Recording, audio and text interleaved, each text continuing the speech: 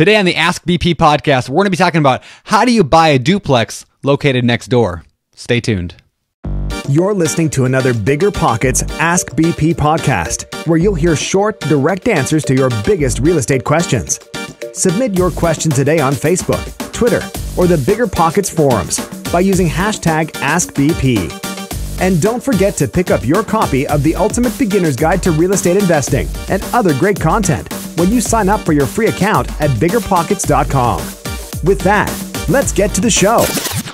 Hey, what is going on, everyone? My name is Brandon here with the BiggerPockets Ask BP podcast, and today we're going to talk about how to buy a duplex. And in fact, not just any duplex, but one that's next door. So today's question comes for us from Lear from Killeen, Texas, which I'm probably butchering both those names. But Lear says, how do I buy a foreclosure duplex that's located next door to me? All right, so Lear, first of all, the first point I want to make is just because it's next door to you does not mean you should buy it. When you're investing in real estate, you never invest for convenience, always invest because it makes sense. Again, never invest for convenience, invest because it makes sense. And you can tweet that if you want, because you're all tweet people, right? So, you don't want to buy something just because it's there. I actually did that one time. I bought a house. I lived in this little house, and then a block over, I was just taking a walk, and one block over, there was another house, and it looked really dumpy, and it looked like it was coming on the market pretty soon. And so I ended up buying it right when it came on the market because it was just right there. Now, that actually deal is not very good. That's the house I call today my hell house because it just is a really bad deal for me. I really don't enjoy that house very much. Bad tenant after bad tenant after bad tenant after bad tenant there, and I don't have any equity. I'm actually like about broke even, maybe upside down a little bit on it.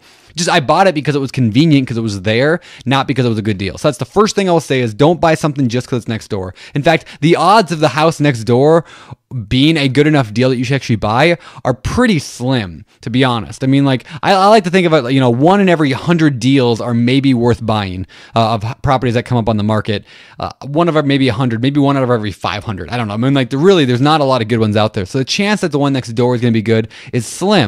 That said, if it is a good deal, well, there's a couple things you can do.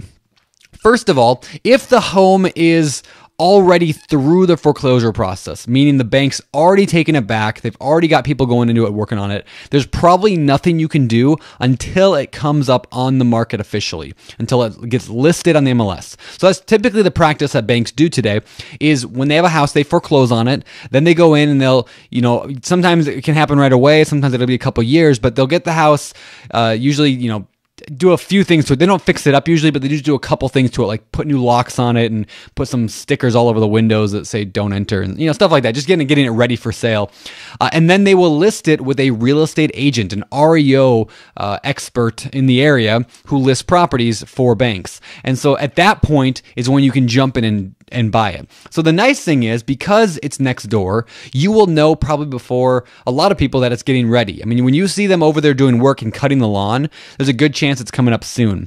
So what I would do in that case is I would have a real estate agent, whoever you're working with, because if you're going to buy a property on the MLS, you probably want to use a real estate agent because they're free. I mean, the seller pays for them. So I would probably make sure your agent knows the property and they're ready to pounce on it as soon as it comes on the market. And so as soon as it comes on, then jump on it and be the first one to offer on it. If it's already for sale, if you're asking this question, it's already for sale, you just buy it like you would anything else, which means you would go to the bank and get a pre-approval letter, hopefully, put an offer with a real estate agent, offer on it, maybe offer low if you think you can get it lower. But most importantly, like I said earlier, is don't buy because it's convenient, buy because it makes sense. So run the numbers very, very well. Actually dive in deep and look at the numbers. Does it actually make sense? Is it actually going to cash flow for me? Or is it in a great neighborhood that's going to appreciate? Those are the questions you want to ask. You don't want to say just because it's next door, I should do it. So just keep that in mind as well. And then finally, just close on it. If you're going to buy it through the real estate agent, you go through the process, get a bank loan, or if you want to go one of the more fancy techniques of, home equity or house hacking, or there's a million and one things you could do to buy the property. Private lenders, portfolio lenders, commercial lenders. There's all sorts of things you could do. But either way, you got to buy it. So, it gets pretty typical at that point. Now, if the house is not yet through the foreclosure process, if the people are struggling to make their payments, it hasn't gone to auction yet, usually they auction them off at the courthouse steps and the bank takes them back at that point. If that hasn't happened yet, then maybe you can come in and buy it directly from the sellers. Now, again, you only really can do that if it's a good enough deal. Don't just do it because it's convenient. And so if you can get in there and help them out, I mean, let's just say, for example, that the house, you think it would be a killer good deal at $100,000 for this duplex. For $100,000, you could buy this duplex, and you think that's a great deal. If they owe $150,000 on it, it's going to be very difficult for you to get it for $100,000. The only way to do that is through a short sale. That's where the bank agrees to take less. The bank that that has the mortgage, they agree to take less. So if you think it's a killer good deal at $100,000, they owe $150,000, you could try to do a short sale. But if you don't want to go that avenue, if you'd rather, if you might not be able to do anything else other than that. There's fancy things like you could do like a subject to or lease options or whatever, but if you're that far under equity, I wouldn't even probably approach that.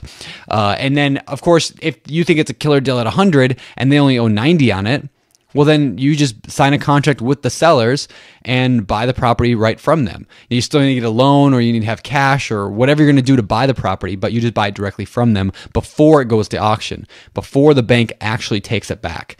Then you can stop that foreclosure, take it, and then the one thing I would recommend is don't let people stay in a house when you're buying it from them. Like, it's a duplex, so it's probably an investment property, but just in case it's not, if there's actually a homeowner there, I would not buy it and let them continue living there. It always ends bad.